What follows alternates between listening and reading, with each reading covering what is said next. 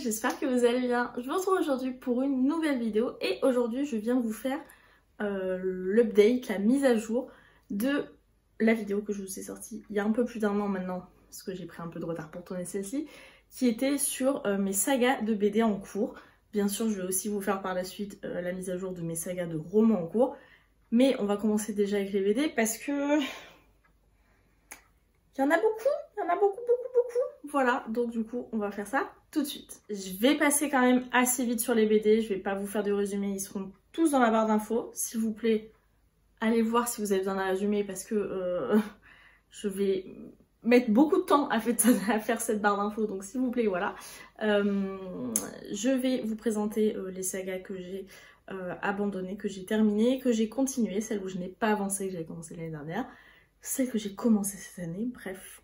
On va commencer et on va commencer par les BD que j'ai... Alors en fait je me suis perdue dans ma phrase, j'avais commencé à dire un truc et je me suis perdue. Je vous disais que je vais pas vous présenter les BD dans les détails parce que ce serait beaucoup trop long, donc tous les résumés seront dans la barre d'infos, tous les liens vers les résumés en tout cas.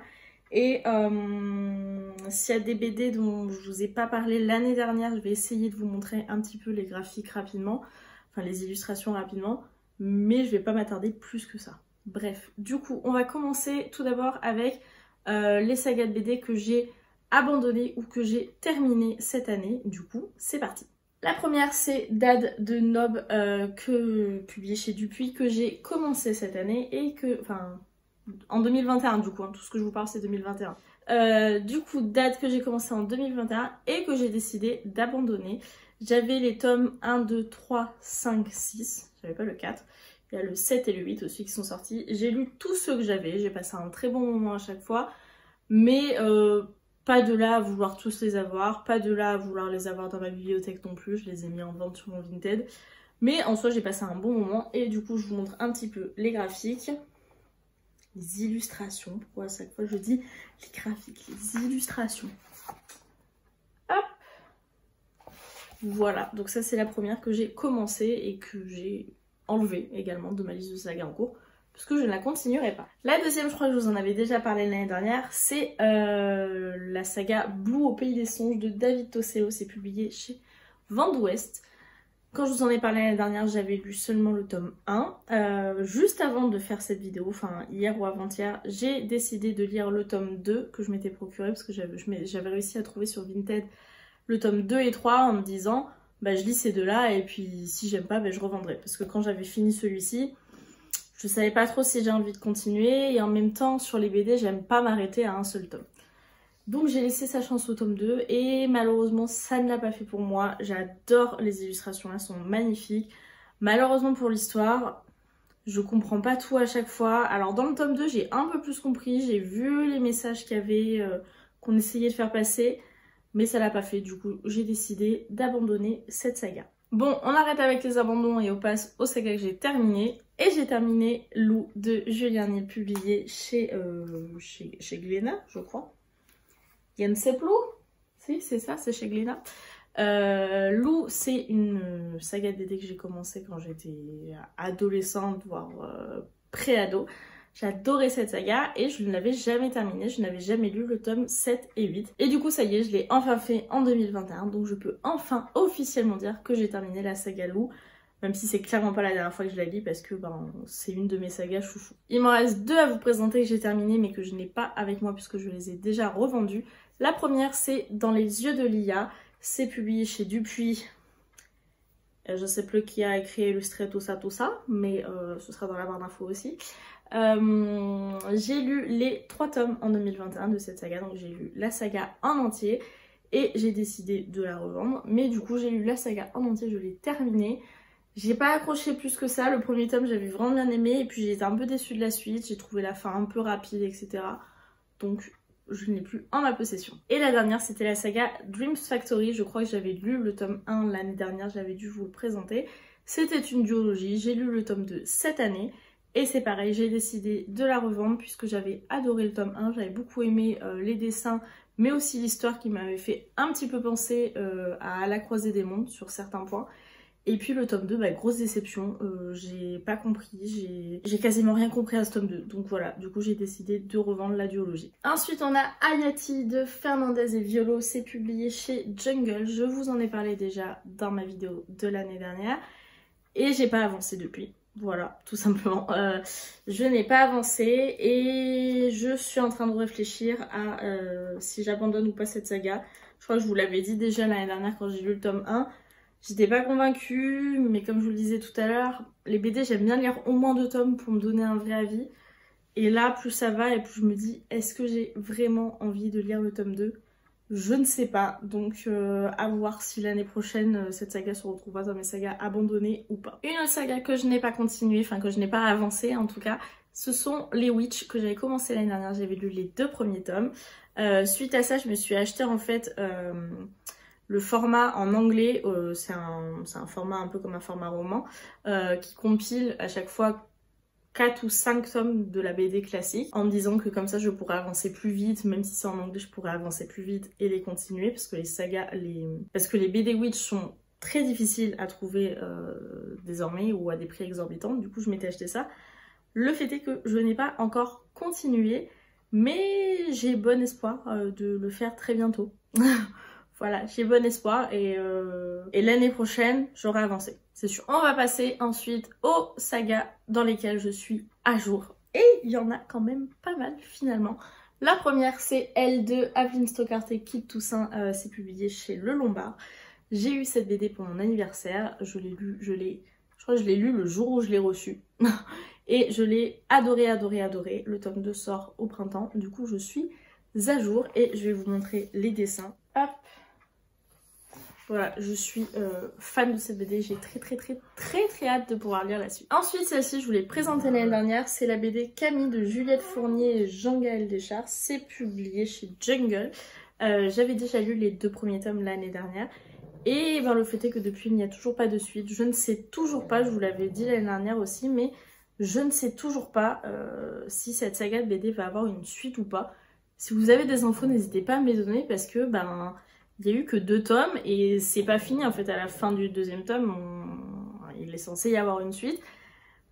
Mais j'ai aucune nouvelle sur la suite. Donc voilà, pour le moment je la garde. Mais je pense que si d'ici l'année prochaine il n'y a toujours pas de suite, ben je pense que je revendrai mes 2 premiers tomes. Parce que ben je vois pas l'intérêt de garder une saga qui n'a pas de suite dans ma bibliothèque. Ensuite on a La Sentinelle du Petit Peuple de Forms Carbone et Barreau. C'est publié chez Dupuis. J'ai lu ce premier tome il n'y a pas très longtemps, j'ai beaucoup aimé et en fait je crois que je ne suis plus à jour puisque, je vous montre les illustrations, puisque le tome 2 sort au mois de janvier. Je me suis rendu compte que j'étais complètement passée à côté de la sortie de ce tome 2, je ne vous l'ai pas du tout présenté dans mes sorties du mois de janvier que j'attends, parce que je suis passée à côté. L'autre jour je l'ai vu dans les stories, j'étais là. Est-ce que c'est des gens qui l'ont reçu très en avance et que ça sort en février ou pas? Et en fait non, ça sortait bien au mois de janvier. Donc on va quand même dire que je suis à jour parce que jusqu'à il y a 2-3 jours, je ne savais pas que je n'étais pas à jour. Voilà. Ensuite, on a les Carnets de cerises de Joris Chamblin et Aurélie Néré, publiés chez les éditions Soleil. Saga dans laquelle je suis à jour puisque j'ai lu les 5 premiers tomes plus le tome Les Carnets de cerises et Valentin. Je crois que c'était ça. Je ne sais pas si la saga est terminée ou si on va continuer sur les Carnets de cerises et Valentin. En tout cas, le fait est que pour le moment, je suis à jour et que c'est une de mes sagas de BD chouchou. Je l'aime beaucoup. Je vous l'ai présenté déjà l'année dernière. Il y a Les Sœurs Gréminier de Di Gregorio et Barbucci, publiés chez Dupuis. J'ai avancé et je suis à jour puisque le tome 2 est sorti en 2021 et que je l'ai lu et j'aime toujours autant cette saga. J'aime toujours autant les dessins, l'histoire. C'est doux, c'est parfait. J'adore cette saga. Du coup, je vous la recommande vivement au passage. Encore une fois, je suis à jour dans Les Sortilèges de Zora de Judith Pénienne, Ariane Delrieux. C'est publié chez Vent d'Ouest. Il n'y a qu'un tome qui est sorti pour le moment. Je l'ai lu, j'ai bien aimé, mais sans plus. C'est pour ça, ça fait partie ici de ces sagas dans lesquelles j'attends le tome 2 pour savoir si je vais continuer ou pas. Je vous montre les illustrations. Voilà. Ouais, j'ai aimé mais sans plus, donc voilà, j'attends la sortie du tome 2, je ne sais pas du tout quand est-ce qu'elle sera, mais j'attends. Je suis également à jour dans L'Île oubliée de Xavier Vitocourt et Paola Antista, c'est publié chez Jungle Frisson, oui c'est ça, Jungle Frisson. Il n'y a qu'un tome pour le moment, je l'ai lu cette année.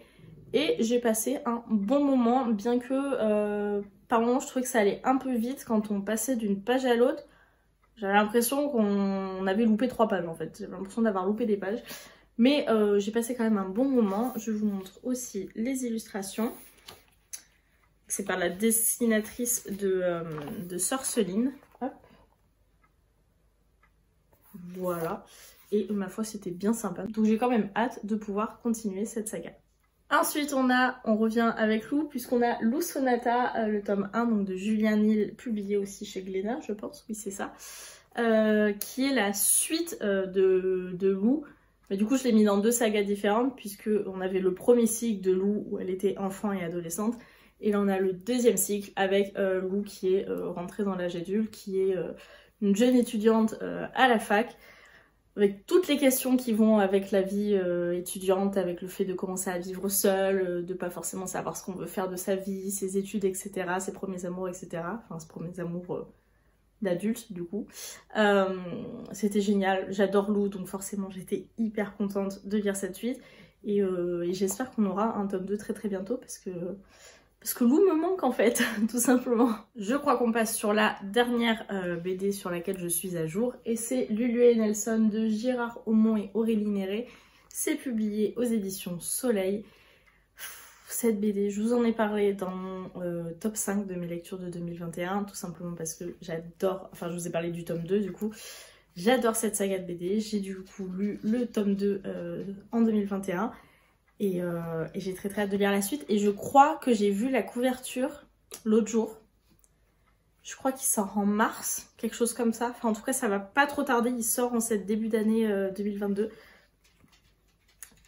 Donc j'ai très hâte de pouvoir lire la suite. Courage, il me reste 9 BD à vous présenter. Et ce sont toutes celles sur lesquelles je ne suis pas à jour. Voilà, je trouve que quand même sur tout ce que je vous ai montré, que 9 sagas où je suis pas à jour, on est quand même sur un bon niveau par rapport aux sagas de romans dans lesquelles je ne suis pas à jour. Là franchement je trouve que ça va. Du coup la première c'est La boîte à musique de JG et Carbone, c'est publié chez Dupuis. Et il me reste juste le tout dernier tome à lire, puisque j'ai vu le tome 4 il y a pas longtemps. Et il me reste le tome 5 à lire que je n'ai pas encore lu et que je n'ai pas encore en ma possession. Mais j'ai très hâte de continuer cette saga. Ça fait partie, comme les carnets de cerises, comme Lulu et Nelson, de mes sagas chouchou et coup de cœur. J'adore cette saga de BD. Ensuite on a le Grimoire d'Elphie de Arleston, Alouette et Mimi Ludwig. C'est publié chez Dracou. Et j'avais lu cette BD l'année dernière, mais je crois que je l'ai lu après avoir fait ma vidéo. Du coup je vais vous la présenter rapidement. Hop. Mais je crois que je vous l'ai montré aussi dans mes meilleures lectures de 2021 parce que ça en faisait partie. Voilà. Du coup, je ne suis pas à jour puisque j'ai le tome 2 à lire. Je viens tout juste de l'acheter. Donc je vais le lire très bientôt, je pense, parce que j'aime beaucoup cette BD et que j'ai hâte de retrouver Elphie et ses sœurs et leurs aventures. Bon, alors là, clairement, autant vous dire que je suis pas prête d'être à jour.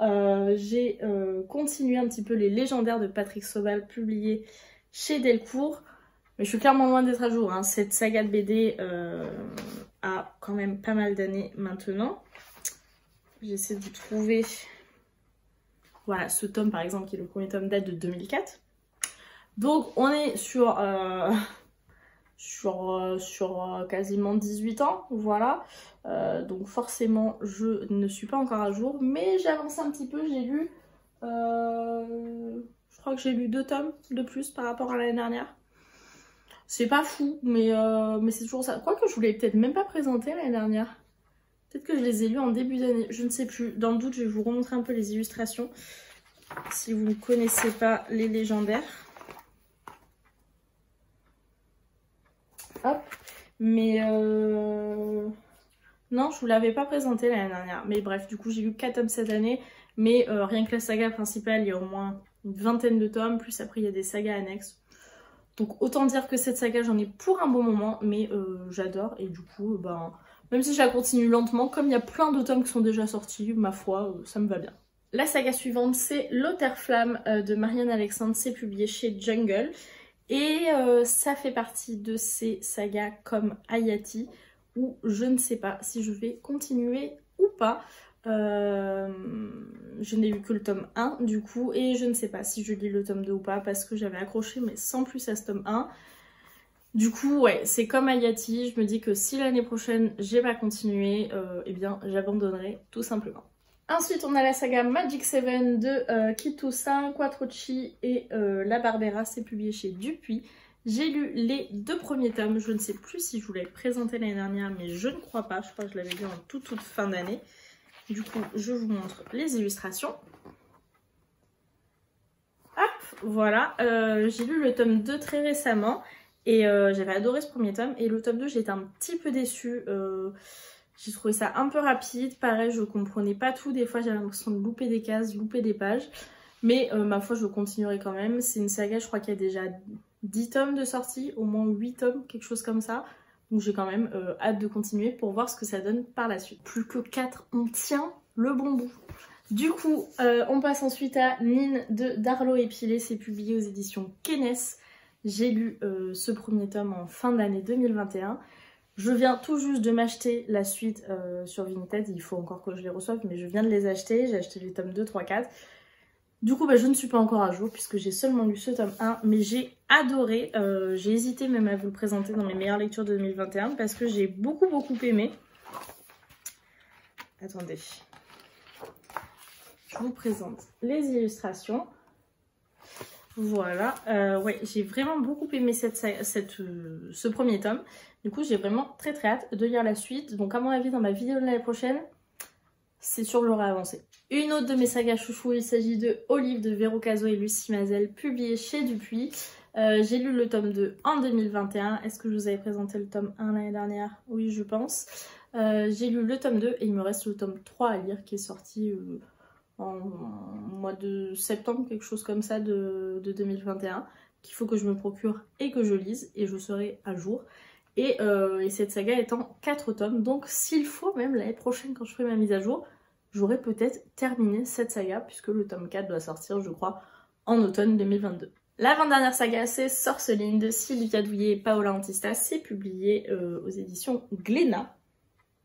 Enfin, dans la collection Vent d'Ouest. Ah, mais je savais pas que Vent d'Ouest, c'était Glénat. Enfin, je l'ai su, mais j'ai oublié. Bref, et j'avais pas vu cet autocollant absolument moche. Bref, c'est publié chez Glénat dans la collection Vent d'Ouest. Ce que je voulais présenter l'année dernière, oui, je pense. Il me reste le tome 4 à lire pour être à jour. Donc voilà, j'aime beaucoup cette saga.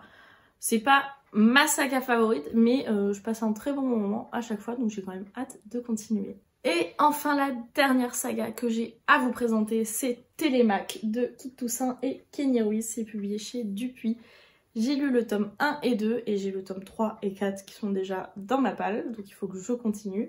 J'aime beaucoup cette saga. On est sur une histoire où on va suivre le fils de Ulysse, donc Télémaque, et du coup on va repartir un peu sur les pas d'Ulysse et on va revoir un petit peu des passages de l'Odyssée, etc. Et rencontrer des personnages que Ulysse a rencontrés, et c'est vachement chouette. Si vous aimez la mythologie, je vous la recommande vivement. C'est hyper bien. Et voilà, cette vidéo est enfin terminée. Quand je vois la pile de BD à peu près haute comme ça que j'ai arrangée là.